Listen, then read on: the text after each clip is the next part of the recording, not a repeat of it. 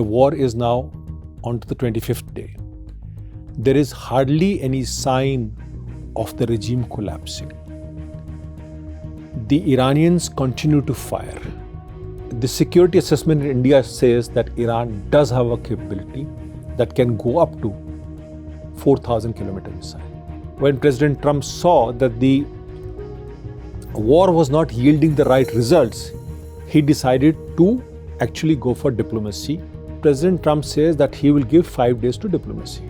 USS Tripoli and USS Boxer will be well in position with Marines, about 5,000 Marines, around the Gulf of Oman. Iran is leveraging the global economy, the Strait of Hormuz, the Persian Gulf, to sort of push US and Israel to a position of negotiation. Iran essentially has decided to use that economic warfare against the US to back down.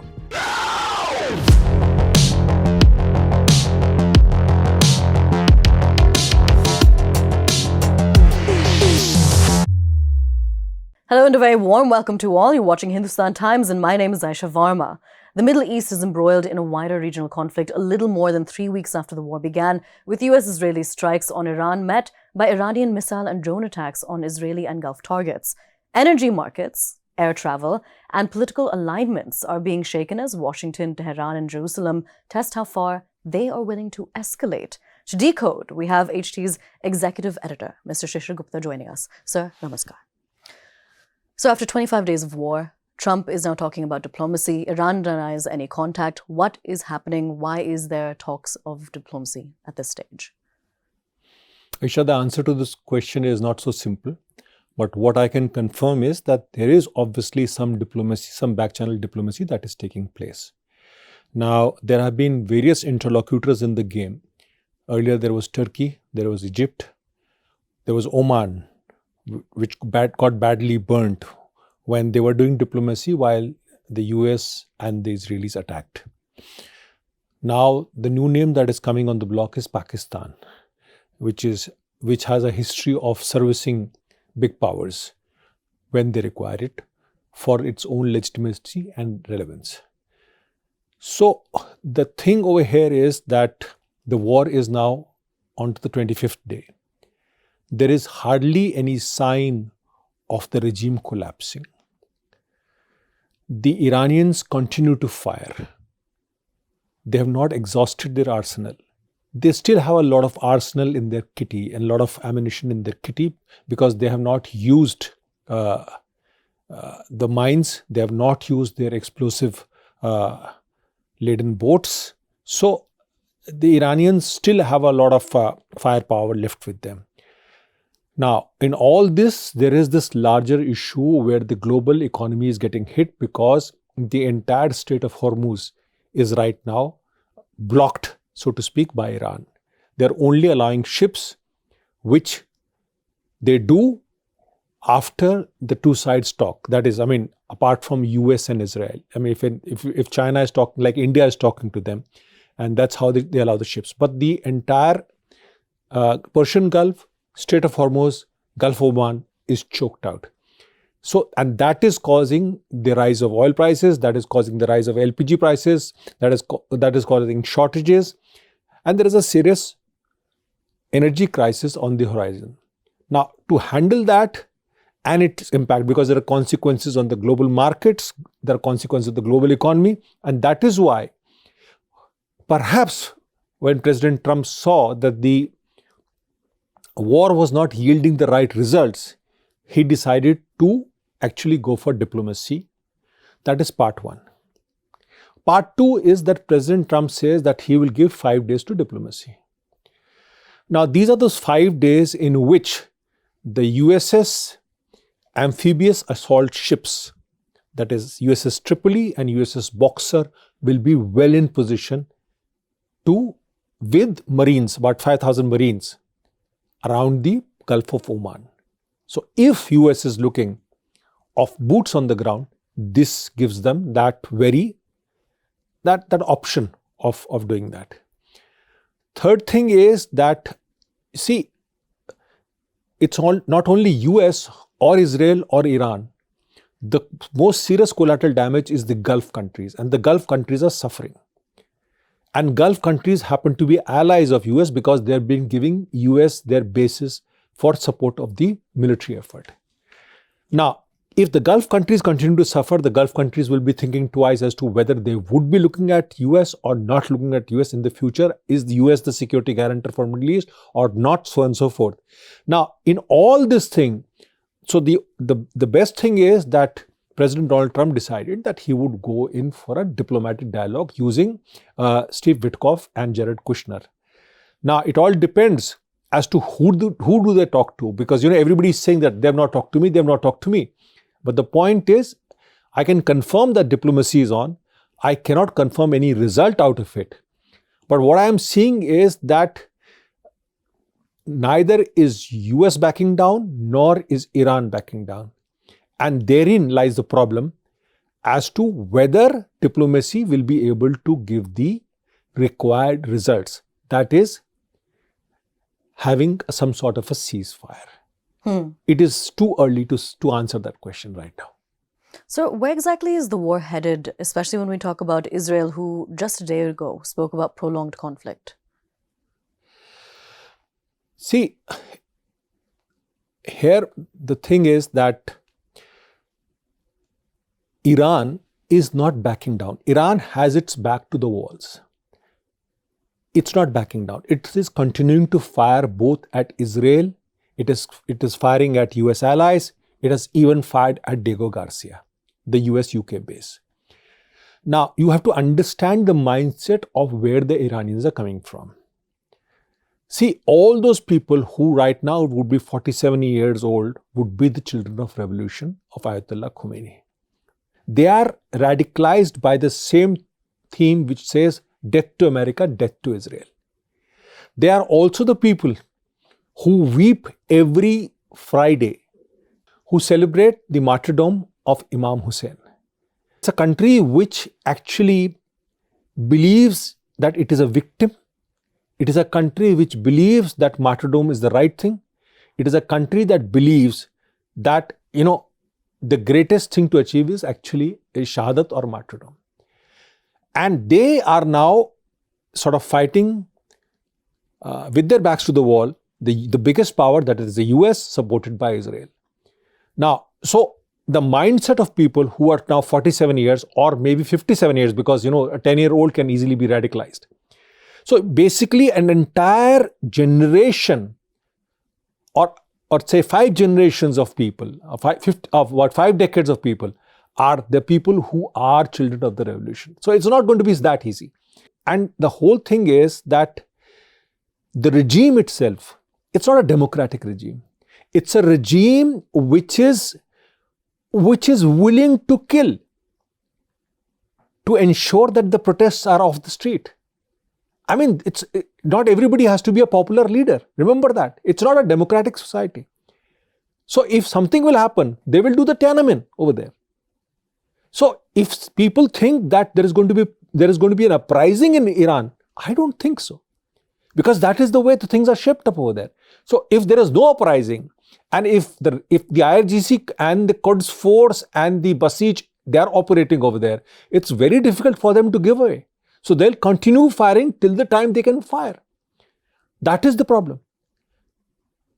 Now, opposed to this are the Americans. It's a democratic society. It's a society that cannot see body bags. It's a society which believes in stand-off weapons. It's a society which believes that it can do regime change without understanding where and what they're dealing with. The same thing happened to them in Afghanistan also, because they do not understand what is this region all about. So between the two of them, you see, what will happen actually is that both will continue to fire and then try and do some sort of a negotiation or a dialogue. This war doesn't look like closing very fast, but there are chances that it may peter out, in the sense both will give some concessions and both will back off. Because Iran is not looking to do that. America cannot afford the Strait of Hormuz, or the world cannot afford the Strait of Hormuz to be blocked or owned virtually by the Iranians. because then the Gulf economies will go for a toss. So it's a very peculiar situation, but what you look at actually is possibly a war that peters out. Peters out after negotiations where both sides make concessions and they decide to keep on their own. That is what it looks like. So beyond this, have the dynamics in the Gulf changed because of what we're seeing with the Iranian attacks? See, the Gulf cooperation countries, all of them have been hit by Iran. And all of them been hit by the Iran, who justifies it, the attack by saying that they are supporting the US war effort. Now, these are also those countries which are part of the Islamic Brotherhood, the Ummah, the larger Ummah. They are the Sunni countries, largely Sunni countries, and they are being attacked by Iran just to sort of, ensure that they back down and they start to distance themselves away from the US. But at the same time, what is happening is that the politics of Gulf is definitely going to change after what Iran has done. Because they'll have to really look at the option of retaliating, because right now they're only defending themselves and they're getting really hardly. They've been hit very hard. There have been as many as 3,500 projectiles being fired by Iran in all the countries, Gulf countries. They're hitting at oil infrastructure, they're hitting at civilian targets, they're hitting at every place that is possible. And these are not really military targets. So maybe, UAE, maybe Saudi Arabia, Bahrain, Kuwait, Iraq, they can actually get together and form some sort of a common defensive front or a common offensive front where they start to retaliate to what the Iranians are doing. Gulfis have been actually the collateral damage of this war. And, these economies which were sort of really rising, like, Dubai, Sharjah, even in Saudi Arabia, they were actually looking at development rather than looking at other things.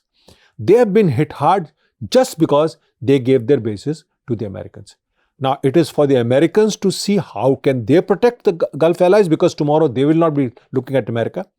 And it is for the Gulf nations, for themselves, to acquire offensive capabilities to ensure that nobody attacks against them again. Now, they have been talking to each other. They have to take a decision. And the way things are, if Iran continues to escalate, the Gulfis will be forced to respond. And they'll be led by UAE and Saudi Arabia. There are reports of how Iran has fired 2 Khorramshahr missiles at the Diego Garcia base. Does Iran have this capability? Iran did fire 2 missiles at Diego Garcia. One actually fell en route. The second one was intercepted by what is called SM-3 missile, or the Standard Missile 3, used by the Americans. This was perhaps somewhere around the central Indian Ocean, while it was on way to Diego Garcia. Now, while the world thinks that Iran is very limited in these ballistic missile supplies, the security assessment in India says that Iran does have a capability that can go up to 4,000 kilometer missile, which means Europe, which means a large part of India, which means a large part of South Indian Ocean, Africa, are well within the ambit of Iranian capabilities. Iranians are also building these long-range drones, which is Shahid 4. They have Shahid 136, they have Shahid 4. Fact of the matter is that the Iranian drones are so good that the Russians have reverse engineered it, the Americans have reverse engineered it, and the drone is actually the cheap drone, which is sort of taken out by a $4 million missile. So Iranians have the committed regime that it is, the IRGC. It has gone on, developed these ballistic missiles. It has gone on, developed these drones. And Iran has the capability. And since there is a capability, there is a threat. And since there is a threat, it is very difficult for people to really see what Iran has still left in its arsenal and what it can fire. So that is the major concern about Iran, because people, at least who understand missiles, they believe Iran definitely has a capability. Now, while Iran has the capability, The US Director of National Intelligence, Tulsi Gabbard, has basically also said that Pakistan also has the capability of developing intercontinental ballistic missiles. Tell us more about the truth of this. Does Pakistan have the capability? Also, why is India not being mentioned in connection with this? See, Tulsi Gabbard, the DNI, made the statement, obviously should have been provided that intelligence. It is not her intelligence that she said before the Senate. Now, the fact remains is that Pakistan, again, is trying to build a capability that goes beyond the Indian land territories.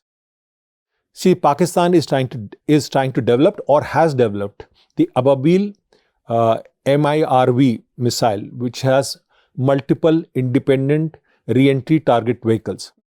Right? Now, what we understand is that the range of these missiles, that is the Ababil or the Shaheen 2, is around 2,700 kilometers, which essentially means that they can target places even in Andaman Nicobar Islands, because they feel that the threat may come from Andaman Nicobar Islands. The Indian missile may come from there. So Pakistan per se has the capability, and we know that it has the capability, that it can cover India. It is also developing and experimenting with warheads with the help of China, from 1 ton to multiple kilotons of yield. So Pakistan is doing all it is doing for building its nuclear power. Yes, Pakistan has the capability, and Pakistan can go beyond that. It can go up to 4,000 kilometer range. It can go to intermediate ballistic missile range, which means that Pakistan can target Diego Garcia, Pakistan can target Europe, or Pakistan can target any American base in the Gulf or in Central Asia or wherever it is. That's the unfortunate fact of it. Now, why did Tulsi Gabbard not mention India? Because India has a clear-cut no first use policy. We have the capability, right? But we have all sorts of capabilities, but we believe in no first use. That's part of our nuclear doctrine. Pakistan has a first use doctrine. China has a no first use doctrine, but has not sort of elaborated or reiterated it for the past 3 years. So under the circumstances, I think perhaps this was the reason why India did not feature in what Tulsi Gabbard said. So speaking of whether or not India features, does India have any role to play in ending this war? See, this is not India's war. India is one of the victims, in the sense, the economic victim of the war. India has made it very clear that it is talking about restraint, peace and dialogue. It's been saying from day one, just like it's been saying in Ukraine. It is trying to secure its own energy security needs. That's about all. And nobody has come to India for a conversation like that. Listen, you should go ahead and talk to either Iran or talk to US. There are multiple players in Middle East who are playing the game. When India's time comes, India will say what it has to say. But the fact remains, India has an open channel to all the players in the game. All the players, when I say that. But then somebody has to tell India, somebody has to tell Prime Minister Narendra Modi, who has friends all over the place, that, you need to intervene. But I don't think so. There is a case right now for India to intervene. India has to first secure its energy security. That is the key thing as far as India is concerned, because it will have a serious economic impact on India. So economically, across the globe, we're seeing energy prices rise. Recently now, Brent crude has reverted back to a price of about $100 per barrel. Can you explain why exactly this is continuing to bounce back and forth when it comes to the Strait of Hormuz, when it comes to Trump vowing to protect ships that are going through, when it comes to Iran saying that they're going to continue to fire on ships, then allowing certain ships pass by? Tell us about what the situation is there. See, the situation in Strait of Hormuz is very precarious. But what is now making the situation all the more complicated is when the Houthi rebels have now said that they will start to target ships in the Red Sea and the Suez Canal. Then it becomes a double whammy. But what is happening? Let me tell you what is happening in Strait of Hormuz. See, India has a bunch of ships over there, oil tankers, LPG tankers, which are actually lying in wait, allowing for a passage through the Strait of Hormuz. Now, there is constant firing going on. There is drone attacks, there are missiles. and the crews of these tankers, they are really scared of their lives. So believe you me, Indian warships on the Gulf of Oman, they do continuous conversations with them, trying to boost their morale, saying that, listen, we are there, don't worry, nothing's going to happen, because you can just see it's a war theater that's going on. And all the ships are stuck. Iranians are attacking all the Gulf countries, right? They are making Gulf countries the collateral damage, the Sunni Gulf countries, and they are basically, essentially, Iran is leveraging the global economy, the Strait of Hormuz, the Persian Gulf, to sort of push US and Israel to a position of negotiation. This is their gambit in play. They are using the Strait of Hormuz as the key weapon to ensure that US backs down. And they can be successful, because right now hardly any ships are passing through Strait of Hormuz, because you have to have a clearance of the IRGC before they start. They are not allowing escorts of warships. You have to come out on your own. Now, if maybe, because since the entire IRGC setup is so decentralized, maybe somebody decides to fire, then what happens? So it's a very complicated situation. It is a constantly evolving situation. But Iran has decided to hit at the Gulf countries, to hit at the Strait of Hormuz, as a leverage against both US and Israel. Because once the oil prices had gone up to as much as $119 a barrel. Now it's at $100.19 a barrel, Brent crude. But the fact remains is, if the escalation takes place, and that's what Iran is promising, using longer range missiles, using longer range drones, if escalation goes, the Strait of Hormuz will be blocked. There could be a possibility of problems in Red Sea also. And then you will see that the oil prices will shoot up, and everything that is related to oil prices will shoot up all over the world. So Iran essentially has decided to use that economic warfare against the US to back down. And that is where it lies right now. Sir, thank you so much for joining us and walking us through what exactly is taking place with the Middle East and the wider conflict as a whole. With that, it's a wrap. Do stay tuned to Hindustan Times and tune in for next week's episode of Point Blank.